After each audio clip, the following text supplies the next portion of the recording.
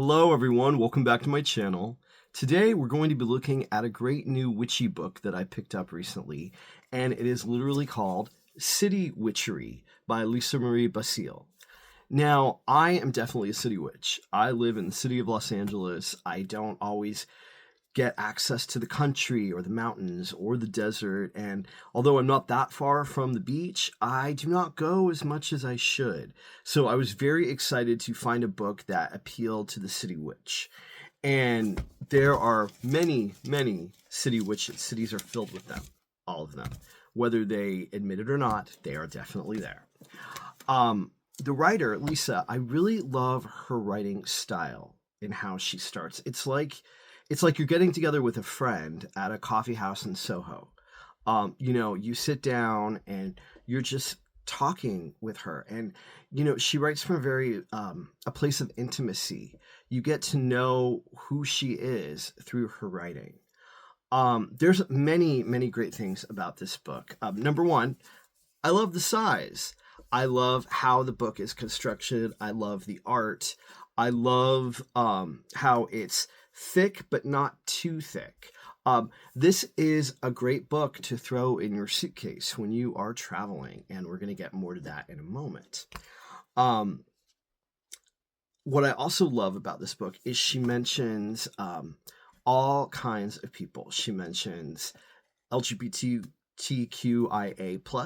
She mentions Black, Indigenous, and people of color. She also is very open about her own chronic illness. I will not try to say what it is because I will butcher it. But what I love about this book is she makes it so accessible to everyone, witch, non-witch. She writes from a very great perspective in that it's easy to relate. It's easy to relate. You could follow the stuff together, but it's also fun. Her writing's very invigorating. Invigorating. Yes, that's a word. Invigorating. And I love where she comes from with that. One of the things that she talks about is if you can't physically go outside in your own city, or if you can't travel to another city, she talks about how you can bring the energy of that city around you within your own space if you can't leave your home for whatever reason, or cannot afford to go to London or Paris at a moment's notice. She makes it very accessible where you can still tap into the energy of the city or cities that you want to experience, whether you have been there or maybe you haven't been there, and you can do all kinds of fun little things that she gives in the book. So we're going to break the book down chapter by chapter, like I usually do. So the first chapter is your standard intro chapter. She talks about the tools needed for working the things in this book, which are very easy to get. And a lot of them are suggestible. You can take the tools she suggests or not, or you can incorporate others. She makes it very flexible for anyone, witch or non-witch alike, to do the things in the book, which I really, really love. Also in the first chapter, she talks about what is a city and what does a city mean to us, and how can we tap into the energy of that city, which I think is really, really important. On page 36 of the book, she talks about, she gives this great recipe for cleansing a space. And she talks about using a cleansing spray, which you can make your own or you can purchase them from wherever. But she gives a recipe for one, which sounds really good. Haven't tried it yet, but I will. I really like that. In chapter 2, called Illuminate, she also further dives deep more into what is a city and what does a city mean to me. One of the things she does is she talks about the heartbeat of a city. Where is it? Where is the activity in the city? There's different centers of the city. What does a city mean to you? What does the city mean to one of your friends, to a family member, to all kinds of things like that? So she really goes on more about that. In chapter 3, which is called Wander, this is where she talks about really exploring the energy of a city. And this can be your own hometown city. It can also be a city you're visiting while traveling. And you could also make this smaller if you want to, do it just for a town, or you could even apply a lot of these techniques to a house or a neighborhood, however you want to like phrase it, but it really does work. Um, she gives great exercises throughout the book, a lot of journal prompting.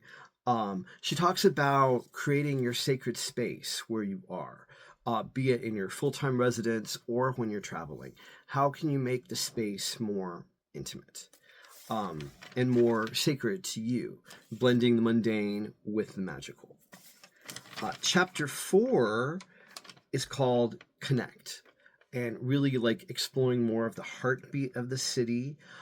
She gives a lot of different ways how you can really bond with the city on different levels that I never really completely thought about for all cities, but it absolutely does work with all cities. She talks about researching the history of the city, what was there, 10 years ago, 20 years ago, what was there before the city was built, go back to that depending on where you are in the world. There's always history, layer upon layer upon layer. You just have to dig and find it, which I also really like. She talks about finding the nature in the city. Now, where I live in LA, there is not a park in walking distance. I have to get in the car and I have to drive to the nearest park. Or if I want to drive a little bit farther outside the city, I can get to a more lush area. However, I don't have a lot of green space, where I immediately live. I have to go drive somewhere. But she talks about the importance of earthing. Now, for those of you who don't know, earthing is when you really just tap into the energy of the earth. And you can do this by going outside and taking your shoes off in the grass, or giving a big tree a hug. Or if you really don't have earth, go to a nursery, get some potting soil, and find a container and literally put your feet in the soil. I know it can be a little dirty, but it is a quick way to actually bring earthing into the home too. If you can't go outside physically, that's another option. That's something I do that I don't believe was mentioned in the book as far as potting soil goes, but she does talk about finding the outdoor spaces that are in all cities, be it, a small little park that's about a block big to Central Park in New York City, which I love, and it's quite vast. So she talks about the importance of earthing. She also has a whole section about working with lunar astrology where you are in a city. And depending on what house the full moon is in, or any moon, I think, but specifically the full moon, you can work with those energies to enrich your city magic experience, which I think is great. She also talks about looking at the art that comes from a city. And this can be in the way of visual arts like paintings or statues. This can be literary, books. She really delves deep into the poets of a city. If you're planning a trip to um, LA or to San Francisco, Toronto, research some of the poets that are from the city, and also research poets that wrote things about that city. You'll definitely start to feel a different energy. And it's funny because I've never once thought about researching poets before going on a trip to really bond with a city before. And I think it's absolutely brilliant. Um, Also, here in LA, we are known for our movies. We have so many actors that are from here. In my part of LA, we have Marilyn Monroe and Robert Redford, who are from my neighborhood. Then also, we have all kinds of movies that are shot here in LA that are also set here in LA. Some of my favorites are Clueless from the 90s. I also love Pretty Woman from 1989. And the movie Changeling with Angelina Jolie, which is set in 1930s LA. And it is very true to the history of the city too, which I liked. Whoever did their work on that movie was brilliant. Um, and I love being able to like explore that, you know. So like next time you're planning on going to a specific city, see if you can find a movie that is based on that city or set in that city or was filmed there. You know, some movies are filmed more so than other places, you know, like LA has a lot, London, New Orleans, Paris. France is a country, not a city.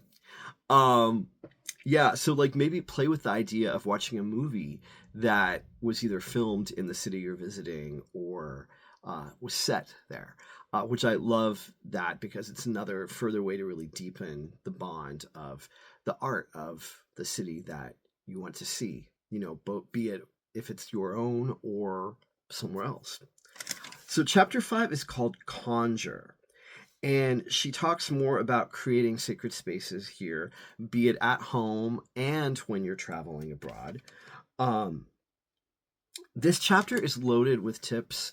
There were so many, I wasn't sure which ones to highlight.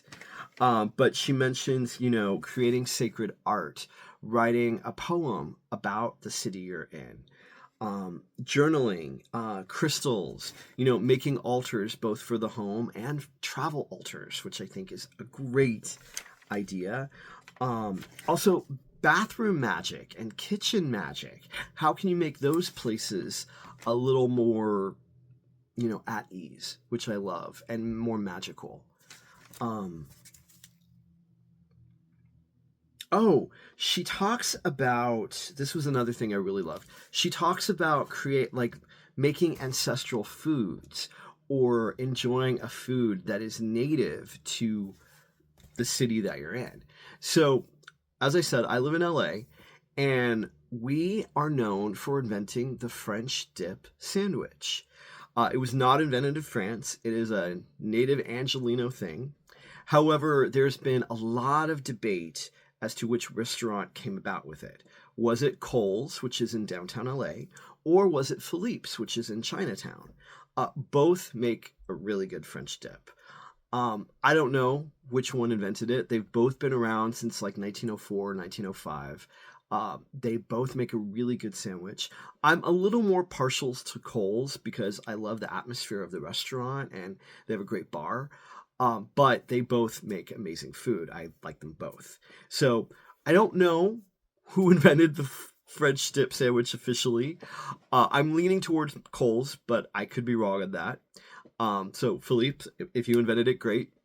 I do though think it's amazing to really like delve into a city and find what type of cuisine that like really like niche cuisine that came from that place. And you can find all types of things, you know, like this. For example, the fortune cookie, the Chinese fortune cookie, not Chinese. It was invented in San Francisco. So, you know, before you go to San Francisco, maybe get a bag of fortune cookies. I like the chocolate covered ones, but that's just me.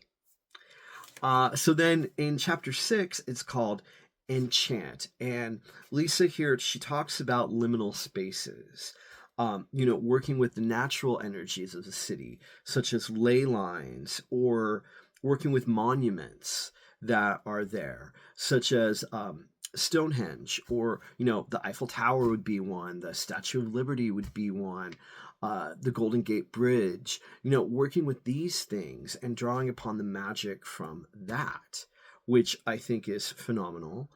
Um, you know, for me here, I haven't exactly found exactly a spot that I would go as far as like a structure or a monument, but one of my favorite places that I like to go to for magic is Descanso Gardens, in it's in La Cañada Flint Ridge, which is right outside of LA, and that place has just a magical feeling to it. Highly recommend. Um, I go there periodically throughout the year. It is a great place. Just you could feel the magic there, and I like to draw on the magic when I go there. She also talks about working in like the liminal spaces, you know, and oh, she also mentions cemetery magic, which as a medium I absolutely love. There's an amazing cemetery that I go to called Hollywood Forever. It's in the heart of LA. It is wonderful. It has such an amazing energy. They do movie screenings there. They sometimes have different events there. Back in the day, a friend of mine went to a Depeche Mode concert there. There are so many great things about this place. A lot of celebrities are there, including Toto from The Wizard of Oz. He's buried there. And it just has an amazing feeling. I will be doing a video probably all about cemetery magic shortly here because that deserves its own video. But yeah, working in cemeteries is wonderful. Highly recommend. But she also talks about finding the literal center of the city. And I had to do some research on this one because I really didn't know. When I did a Google search just to find out what was the city center, most of the stuff came back as downtown LA, which is a wonderful, lively neighborhood. Really like it. But the actual center point, I found out, is in Franklin Canyon Park. And I've not been there yet, but I will be going there, and it is marked by a plaque, and the plaque is called Edwards Point. Edwards Point. And it is to be known as the official center of the city of Los Angeles. So I will definitely be looking into that. Oh, I forget where she mentioned this in the book, but she talked about, oh no, she does mention this in this chapter. She talks about working with otherworldly energy. And she talks about working with the land spirits that may be in your area. And these can be all, or guardians that may be in your area. You know, I live in Los Angeles, so I can call upon the city angels, literally the guardians that watch over the city, and see if they'll come in and help me if I need assistance with something. But each city and area has its own different guardians.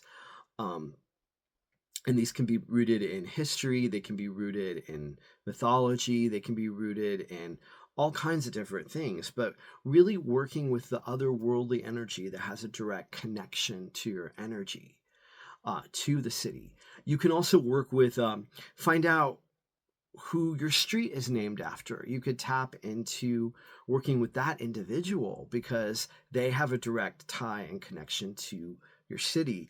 This would be especially good for mediums. However, I think a lot of different witches could be able to access that without being a medium, but mediums would probably find it a little bit easier to connect. However, everyone should try it. You know, try looking into the deities that are closely connected to your city, the spirits that are closely connected to your environment. See what comes up. You know, there's a city called Pomona that's here in Southern California, and there's the goddess Pomona. You could work with her. Or in Northern California, there's the town of Ceres. You could work with the goddess Ceres. You know, there's different things you could do for that, and she really encourages the reader to delve into this in their own way. Then the final chapter is called Journey. And here she talks more about traveling to other cities. She gives, once again, a lot of other tips, including the travel altar, which it never dawned on me until reading her book that you could construct a travel altar specifically just for travel. And I think it's an amazing idea. I want to do a crafting video all about making a travel altar. So I will keep you posted when that happens. But I absolutely love that idea. The book is a very easy read. It, like I said, her writing style is just so comfortable and it's intimate. And I feel like I said, I feel like I, have had some coffee with her and we've talked. Another thing I absolutely love about this book is there is a wonderful list of resources in the back. All these different kinds of books. I will definitely be reading a couple of these because they really pique my interest. They're not all witchy books. Some of them are works of fiction. Some of them are just really good literary things. I am really eager to read more stuff by Lisa Marie Basile. She does have, I believe, a few other books out there. Two of those are poetry, and two of those are other witchy books. I could be wrong in that, but I think that's accurate. Um, yeah, I thought her I thought her writing style is brilliant and effortless. I cannot wait to read more. I will post a link to her Instagram down below, as well as to Luna magazine if you want to check that out and see some of her writing style before purchasing any of the books. But I have a feeling you're really going to like her stuff. And guys, thank you so much for coming by, and I will see you in the next one. Take care.